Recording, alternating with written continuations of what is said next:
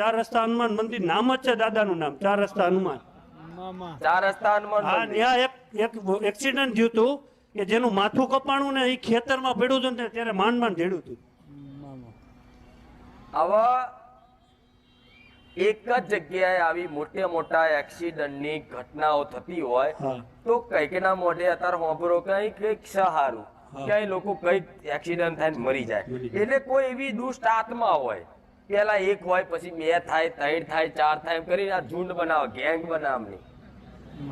એટલે તમારે જે આવતા જતા હોય જેને પર કુળદેવીની કૃપા ના હોય, કુળદેવી જોડતા ના હોય, કુળદેવીની ભક્તિ ના કરતા હોય, 12 મહિને આખો વ્યવહાર ના આવતા હોય, એના બાઇક પર બેહીને પાડે હેઠા અને ટોકો બોકો છોલી નાખે અને તાલા મારી નાખે, કોમામાં ઘાલ દે.